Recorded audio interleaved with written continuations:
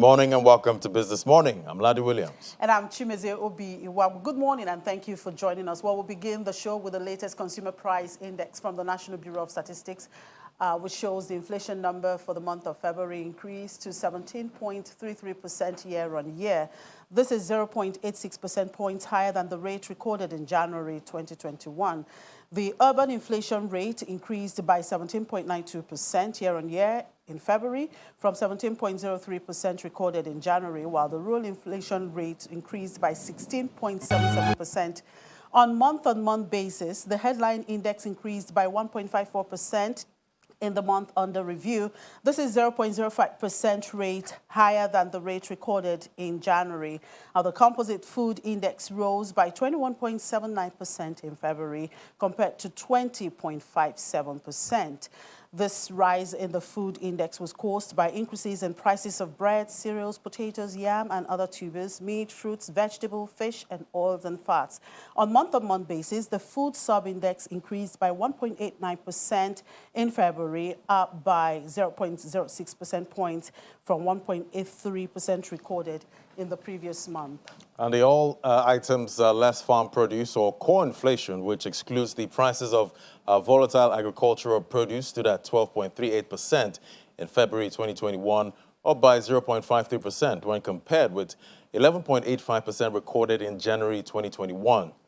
And looking at the states, for the all items inflation on year-on-year basis, Kogi was the highest with 24.73%, followed by Bauchi with 22.92% and Ebonyi with 20.45%, while Enugu had 14.73%, Kwara 14.25%, and Cross River 12.97%, recorded the slowest rise in the headline year-on-year inflation. For food inflation by states, Kogi remains the highest on a year-on-year basis with 30.47%, followed by Ebonyi and Sokoto, while Gombe, Bauchi, and Akwa Ibom recorded the slowest rise. In the meantime, the unemployment rate rose to 33.4% in the fourth quarter of 2020 from 27.1% in the second quarter of the same year. Now, this makes Nigeria the third highest in unemployment in the world and the second in Africa after Namibia. In the meantime, the underemployment rate decreased from 28.6% to 22.8% in the period under review. The data released by the National Bureau of Statistics on Monday shows that under the age groupings, the highest rate of unemployment was recorded among the 15 to 24-year age group, with 53.4%, followed by those aged between 25 to 34 with 37%. Together, the youth population recorded an unemployment rate of 42.5%.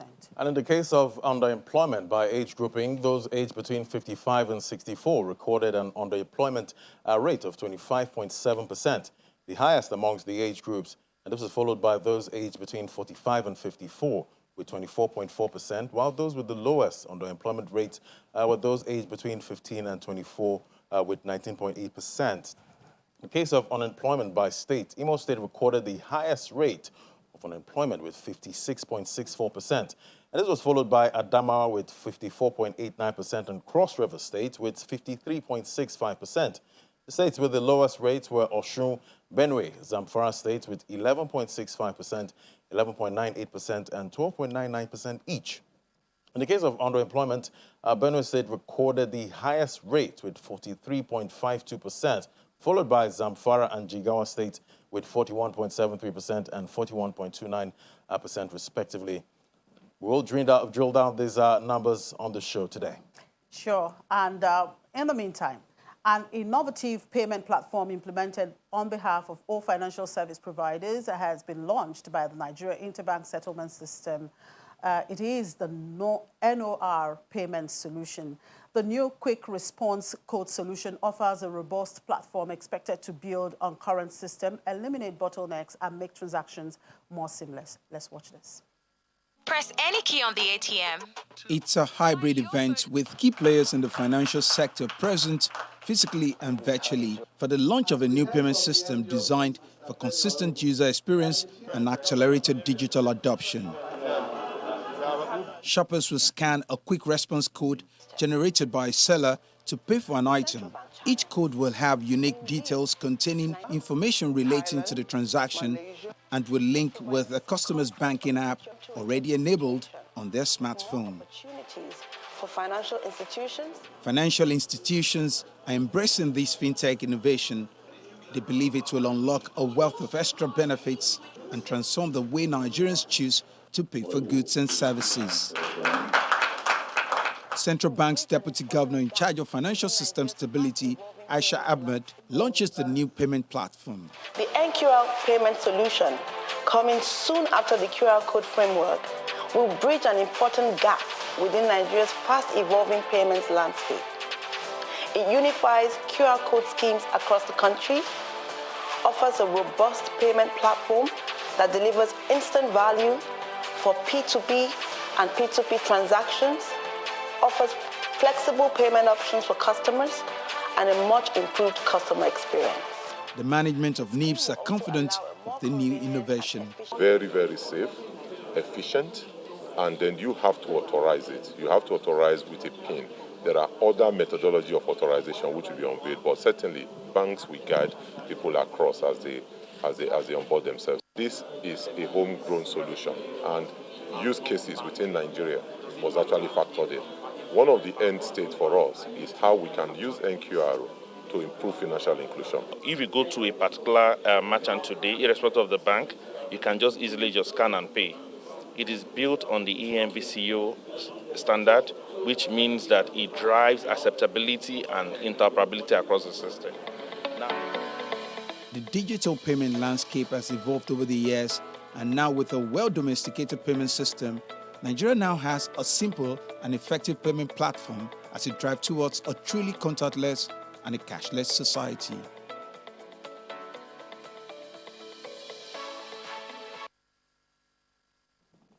And talking about the economic data released just yesterday and, of course, today, the unemployment rate yesterday and today, the inflation number. We have Professor Atman Ekpo, Professor of Economics and Public Policy at the University of Uyo, joining us now to weigh into these data. Thank you very much, Professor, for joining us on the program. Good morning. Good morning. Thank you for having me. Good morning. So we have higher unemployment rate coupled with high inflation rate equals to higher misery index. Now, this is despite the stimulus package of about 2.3 trillion naira, or about 4% of GDP. And of course, the recent most celebrated exit from recession. How disturbing do you find these data, and what economic policy other than the Keynesian model of counter-cyclical stimulus should be adopted to achieve inclusive, accelerated and sustainable growth?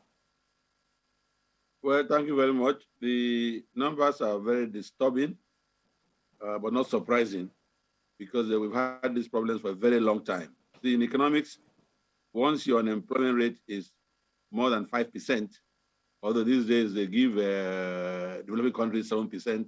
Once it's more than 5%, then you should look at it as a crisis. So by the time we reach 33.4%, and for youth, for 2.5%, definitely is very, very disturbing. When you put that with the rising inflation rate, you have what the economists call, we have a positively sloped Phillips curve. That means there's no more trade-off between unemployment and inflation. They're all rising. And it is for this reason that we should not celebrate the slight or the fragile recovery of the fourth quarter when GDP grew by 0.11%.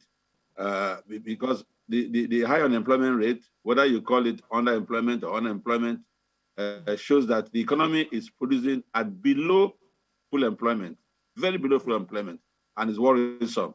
And so you are right, the typical Keynesian policies may not do it alone, because the crisis we have affects both the demand and the supply side of the economy. So you don't need just the Keynesian policy mix. You need to look at the supply side also, look at the bottlenecks, the binding constraints in the economy, and release the binding constraints. So you need both sides, both the fiscal side and investment policies to be put in place.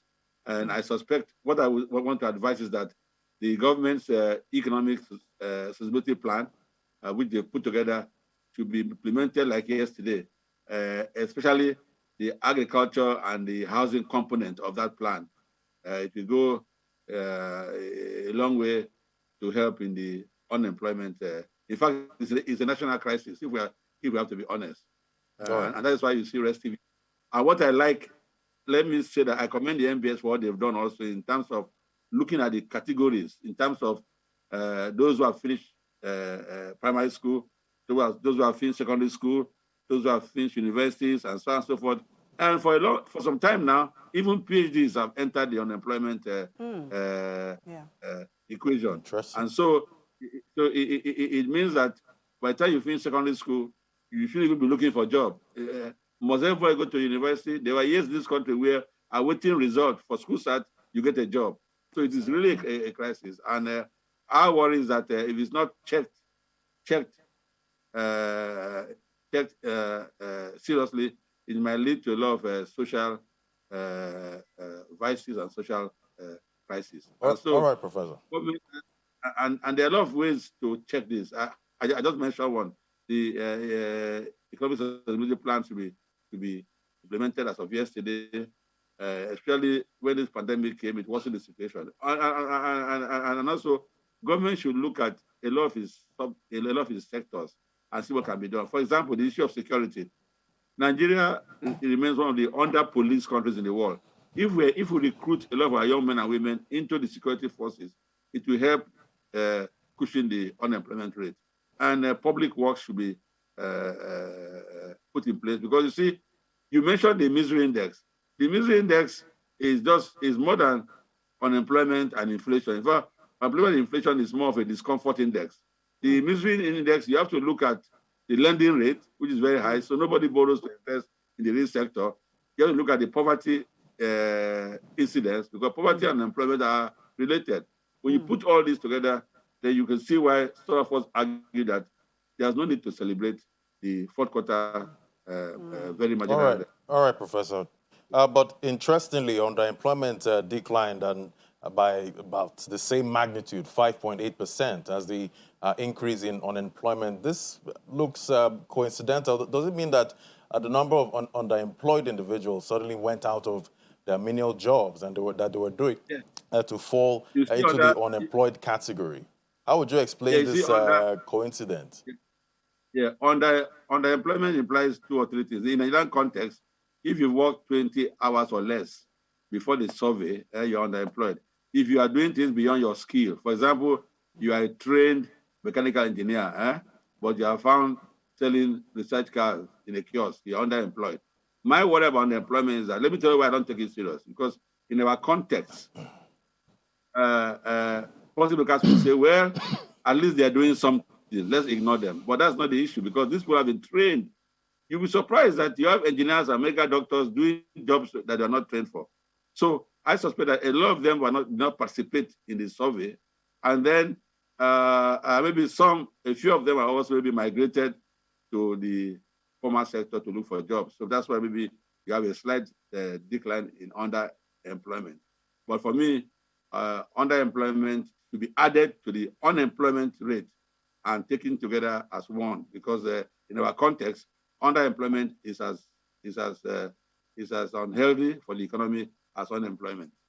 Right. True. Okay, let's look at the state-by-state breakdown. Imo State, again, had the highest unemployment rate, followed by Adamawa, Cross River, Taraba, and Akwa Ibom in that order. Now, aside from Imo, the worst performing states are in the south and northeast. Akwa Ibom is a high oil producing state which receives substantial FAC allocation.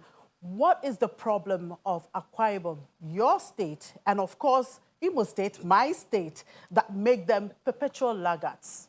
Well, I would know. States are eager to dispute these numbers, and I'm sure you see them dispute these numbers. But the point is, I see, if you're oil producing, it doesn't mean that you have industries that will generate jobs. Most of the states depend on federal allocation. They get the allocation to pay salaries. So what are the industries in these states that are creating jobs? The bottom line is that states have to industrialize. The economy has to industrialize, diversify, so to create jobs. Oil producing just means that you get more revenue from the center to distribute.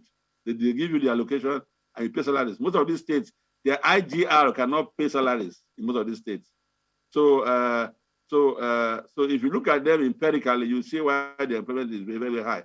Now, a lot of them are not into agriculture. For example, like Akwa State, for example, is that it has vast agricultural land, but food is very expensive here. So that's the paradox. So because you're oil producing does not mean that you have low unemployment. Don't forget that the oil sector itself is an enclave. It doesn't hire too many people because it's driven by technology, you know. So this is why you are seeing these numbers. Although I'm very sure that states will dispute these numbers. And I think for states to dispute these numbers, they should begin to have their own Bureau of Statistics that will generate their own data, do their own survey, and maybe look at their own conditions and then see how it affects employment in their respective states. Because you see, there are global standards for measuring unemployment, and countries use that global standard, the ILO, to look at their own reality and compute their unemployment rate. So I'm not surprised that these states have high unemployment. You just have to go to the states and see the number of youths walking around the streets doing nothing.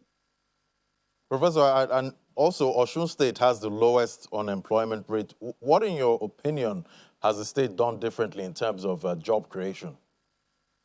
I don't know much about Osun State, but I know that the southwestern states like Lagos are doing quite a bit in terms of trying to industrialize, trying to add value, revitalizing their industry, their moribund industries, and this could be part of it. And don't forget that the Southwest also, whether they say it or not, there is a regional development framework where all the states sort of come together to drive development in their respective states. So this could be why they have better numbers than the rest. All right, Professor, before we let you go there, MPC meeting is scheduled for next week. Looking at these economic data, the high inflation numbers, and of course the unemployment data, what policy direction are you hoping to see? Well, as I said earlier, inflation rate, unemployment, they are all rising. So we have a rising Phillips curve, which is very, very, very dangerous for the economy. I will expect aggressive policy measures. For example, government should, as I said, implement what they have on paper as of yesterday. The central bank, I suspect, may leave the rates the way they are, but they should now look at as they've been doing, their development functions, see how they can create incentives for the private sector to be active and generate jobs. But this has been taken very seriously. So that's what I can recommend in terms of the MPC, because what we have now, monetary policy cannot do much, in my view. Central bank can only activate their development policies and assist the economy. And one way of doing that is to create incentive for the private sector. And government should implement its investment policies, and they're all over the place, you know. So these delays in implementation is part of the problem that we are having. All right, thank you very much, Professor Abel, for giving us your time today. We do appreciate it. Thank you very much, and do have a great day. Thank you very much. Commodities market update is next as inflation rate remains in the upward trajectory. To stay with us. All right, Damilola Akimami, head of research at Financial Derivatives Company, is here with us for the commodities market update. Thank you very much for joining us, Dami. Good morning. Well, coming on a day, the inflation numbers are quite scary. 17.27, or rather 17.33%. You projected 17.27%. So what were the trending factors that you saw there? Yes, so as expected, we projected that inflation would increase further in February. We projected 17.27, so the numbers came in much higher than we anticipated. And the factors that triggered this, one, the insecurity in the north, which has also spread to the south, which has caused supply shortages. Also, food imports have increased significantly because of a weaker exchange rate, and we are seeing that also play significantly on the food inflation numbers, which are almost at 22% now. And bear in mind, in March, there was the food blockade that prevented trucks from moving foodstuff from the north to the south. That would have a more potent impact in the month of March. And also, transport fares continue to remain a major force on inflation, not only for food inflation, but also core inflation. And if you look at the breakdown, core inflation also increased about 12.38%. And if you look at the sub-components that recorded the highest price increase, aviation, which is to be expected because oil prices have increased, and the aviation fall is jet fuel, which is gotten from crude oil. And we've also seen road transport increase significantly, which also is tied to the higher fuel prices and agitations that people are having about a further increase in fuel prices. So all these factors have actually compounded the inflationary pressures. And bear in mind that this is just February's number, so it's historical. So what we're going to see in March will definitely be more severe, because now we're entering the planting season fully, and you're going to start to see a lot of commodities shortages, more shortages, and that would lead to higher prices. Okay, you did mention the supply shortage and the petrol increase. What do you think will happen to the domestic commodity prices, moving into the Easter season? Yes, we expect domestic commodity prices to increase. So, for instance, now, if we look at the breakdown that the NBS released for food inflation, it said that bread and cereals were one of the commodities that recorded higher price increases. And if we are expecting the price of a bag of flour to increase to about 15,000 naira by April 1. And what that means is that definitely pastries and other flour-dependent commodities like bread are going to see an increase in price. And bear in mind that right now, the global price of wheat has actually declined because we're seeing increased supply from Russia, Ukraine due to favorable weather. But that is not having any impact on the local price of flour, primarily because of the exchange rate factor, because we've seen that the Naira has been very volatile at the I&E window. And bearing in mind that manufacturers too are still struggling to even meet up with their forex demand. So that impact is outweighing the impact of lower wheat prices. So we're going to see a lot of commodity prices increase. And in a situation where the manufacturers cannot increase the price, what you see is a miniaturization, meaning that they begin to reduce the quantity. So a loaf of bread maybe, that was selling for maybe 400, 500 could increase to 600. And we're already seeing that in certain supermarkets on the island that they've increased the price of bread. The ones that have kept it constant, you see a shrink, a reduction in size. Your meat pie, instead of having so much potatoes and meat and all, yes, it's very light. So we're going to be seeing that. With this inflationary pressures, do you see it tapering anytime soon? Not in the near future. By near future, I mean that we don't see it declining anytime soon. So, for instance, I've already mentioned that some of these factors, the food blockade, petrol prices, there was no increase in March. The government said there's not going to be any increase, although some fuel stations have already increased their price. But April, the most likely would be a price increase, especially if the government says it's not paying for subsidy. So that, coupled with food imports, which are still restricted, coupled with a weaker currency, coupled with the planting season, coupled with heightened insecurity. So definitely we're going to see inflation possibly even touch 18% before it starts to decline maybe in the second half of the year, which tallies with the harvest season. Now, talking about the fuel price, and of course we've seen the trend in the global oil market still going up, and it's quite obvious that the increase in petrol price is quite inevitable here, but then we've seen NNPC continue to say we're not going to increase price. I mean, what are you seeing there playing out? Is it possible? Of course, NNPC might possibly still be paying subsidy. Some form of subsidy.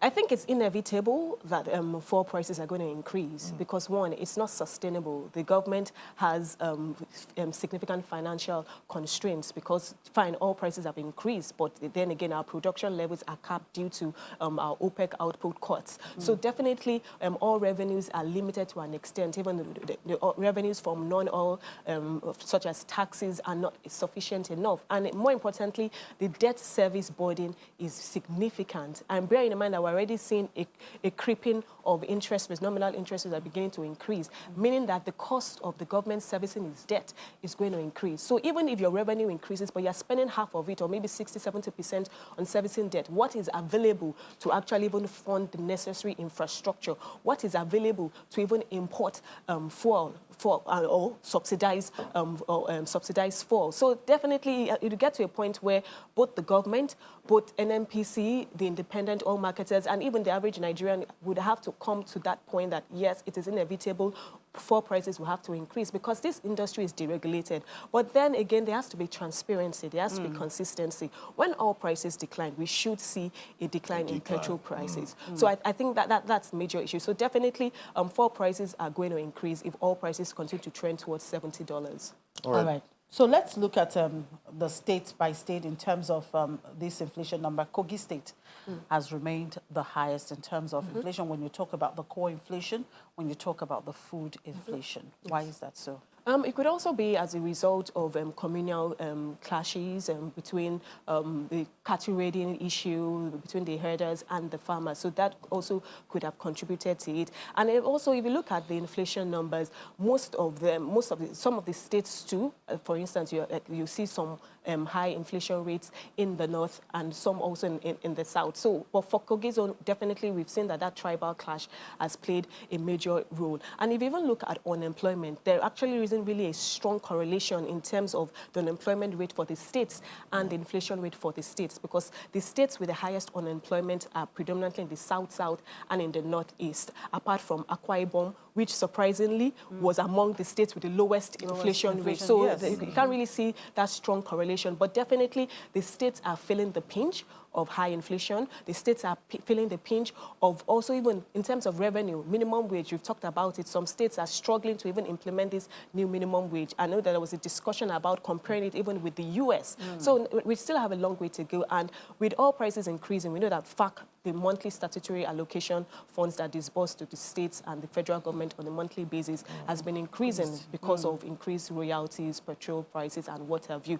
But then when it comes to a point where oil prices start to decline, for instance, look at this morning, because Iran is increasing its supply to China, we saw oil prices decline. So if you continue to depend on a commodity that is that volatile, your revenue profile too would be volatile. True. Well, the inflation rate is moving further away from the upper band of the CBN's targets, that's 6 to 9%, and unemployment rate is rising at 33.3%. What would be the implication for the output, and growth, even though we saw the GDP actually rose marginally by 0.11%? Yes, so what we are seeing right now, we are seeing high unemployment, we are seeing high inflation, we're seeing slowing growth. So you said that Nigeria is experiencing a stagflation.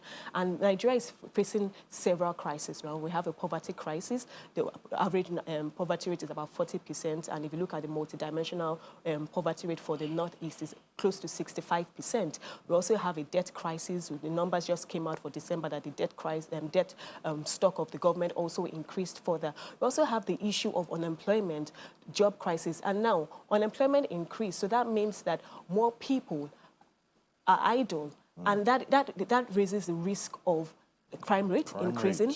That raises the risk of social unrest. We all know what happened last year, October, with the NSAS protest. If these numbers continue to increase, if the average Nigerian remains embattled, then it could be a recipe for further unrest in the country. And inflation that is increasing, if inflation continues to increase, is going to retard growth. And then also, if growth is not increasing, if companies are struggling, they can't employ as much, and then you see unemployment increase. So it's a combination of so many factors. And therefore, it's a major issue. And I know that even the MPC meeting, which is going to occur next week, Monday and Tuesday, these are some of the considerations that are going to be looking out in terms of determining what the next course of action would be for monetary policy. And for you, what what do you think they will do with the rates? Well, the central bank, of the CBN governor has hinted at the fact that it's going to maintain this accommodative stance for now. So maybe tightening may not occur in this meeting for March, if at all, maybe towards the second half of 2021. But what we're anticipating is that the CBN is going to continue to use its traditional tools of liquidity management. By that, I mean selling more open market operation bills, maybe using more of his treasury bill auctions, then also selling more at the forex market at a weaker exchange rate, because thereby you're mopping up more liquidity. And we've already seen nominal interest rates start to inch up. The open buyback and overnight rates are already trading around 12 to 13%. Even the treasury bill rates are also increasing. At least the 365-day treasury bill rate was about 6.5%. So you're seeing a positive yield curve. So we think that the CBN is going to continue to do that while keeping the benchmark rate constant at this March meeting. So with the rains here now, Nigeria hopefully will increase the export revenue from cocoa, I'm guessing, right? Well, yes, the thing about it, again, I'm sure last week we were talking about the fact that dry weather and how it was affecting cocoa earnings. But now that at least we're entering the rainy season and cocoa thrives in moisture, so that would impact positively on our cocoa earnings. And we're anticipating about 280,000 tons in this 2020-2021 season. So that is good, at least if we can broaden our revenue base. If all prices are increasing, we are getting more from cocoa. If we can even widen the tax base and collect, not necessarily increase the tax rate, but improve on the collection process, I think that would help put Nigeria in a better fiscal position. Okay, take us through the domestic commodities price movement for the week, and of course, there are major drivers. Yeah, so we've already talked about flour, that we're anticipating an increase to 15,000 naira by April 1. We're also seeing prices like yam. Funny enough, yam was also one of the commodities under the food basket that recorded one of the highest increases. And we've seen that the price of new yam, the medium size, has increased to about 1,500. So as more of these commodities enter their planting season and we begin to see a reduction in output, we definitely will see prices increase. And obviously with Easter, as demand picks up, definitely that would also impact on commodity prices. So that is what is playing now. Beans also, surprisingly, has also been recording, Oloyi beans has been recording an increase in price. So these are some of the trends we are seeing. And even if we're seeing a decline in global commodity prices, because, again, of that weaker exchange rate, the decline in global commodity prices having little or no impact on the price of local commodities in Nigeria. All right, thank you very much, Dami, for your time. Thank you very much. Thank you. Yeah, Damilola Hakimami is the head of research with Financial Derivatives Company. We'll take a moment and we'll be back. Well, Eddie, higher unemployment rate, high inflation rate, and then we're having the market, the equities market, not doing too well. Good morning, Jimmy. Well, I don't know what's going to happen and how investors are going to react to the higher inflation, because if inflation is at 17.33%, you want to be investing and getting returns higher than that. So where are they going to get something higher than 17.33% right now? So we'll just wait to see how investors react to that. But like you said, the market was down 0.22% yesterday at 38,561.84 points. Now, the month-to-date returns is higher at minus 3.1%, while the year-to-date returns is at minus 4.24%. The equity cap was lower at 20.175 trillion naira yesterday. We saw lower turnover, volume, value, and deals traded yesterday. Volume was lower by about 37% at 184.52 million units, worth 2.51 billion naira, which was also lower by about 21% yesterday. And we saw all of that traded in 3,527 deals. The sectoral performance was mixed. The banking sector was down 1.01%, and that was due to declines from GT Bank, Zenith Bank, Union Bank. We saw pockets of gains on some banking stocks. But all those other lenders were negative. Consumer goods was down 1.52%. But to talk more about the banking stock, let's talk to Charles Fakruga, the CEO at Supra Commercial Trust Limited. Good morning, Mr. Fakruga. Thank you for joining us on the program. Good morning. Thank you for having me. Well, I just want to ask, do you have any idea what drove sentiment in the banking sector? I mean, we haven't seen so much gains from banking stocks. So what's really happening that people are selling off?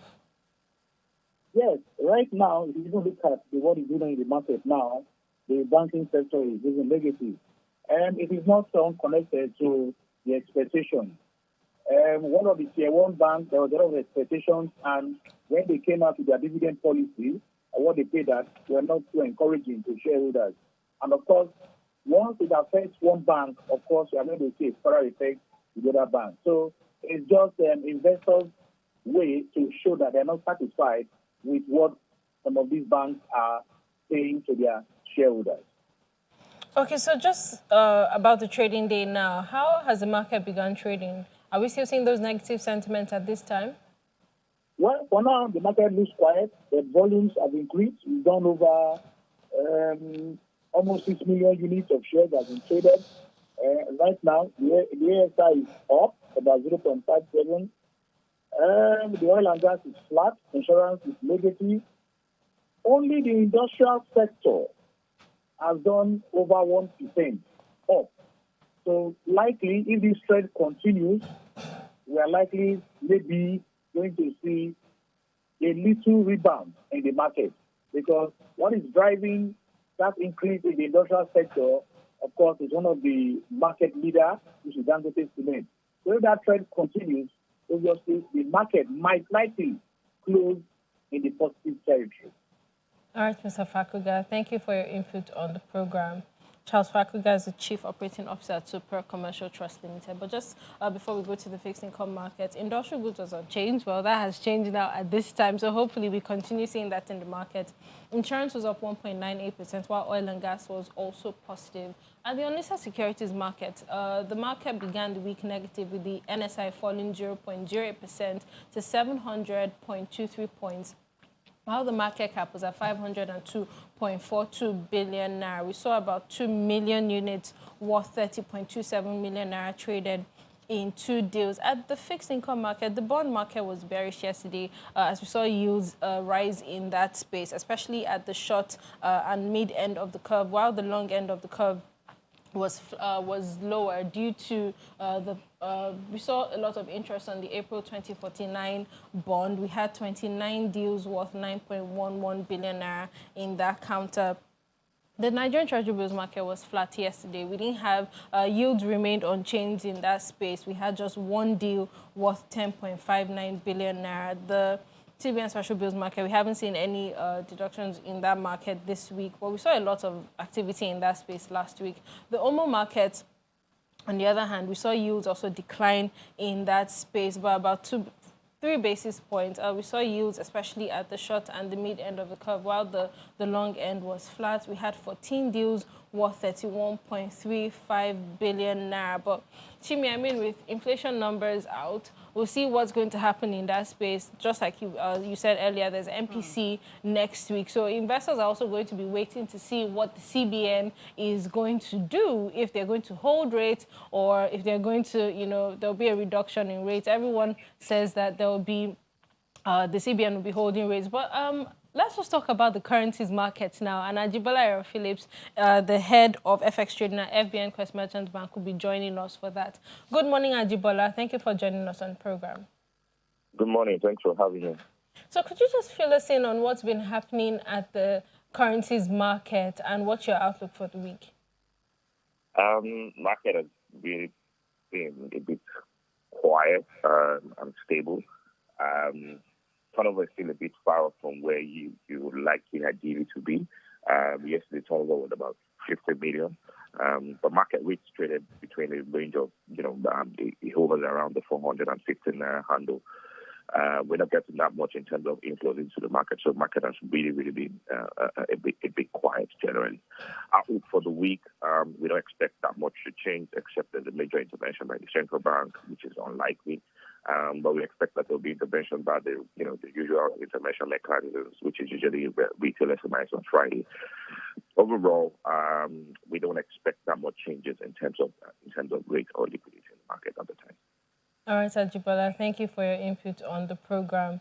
Ajibola Phillips is the head of FX trading at FBN Quest Merchant Bank. Well, Chimi, we'll just keep our fingers crossed. I hope that Dangote Cement continues what it's doing at this time in the market. Well, just as you noted, I guess investors will still remain wait and see, and let's just see what happens with the MPC decision next week. Okay, we'll take a moment now, and when we come back, we do our check-in with London.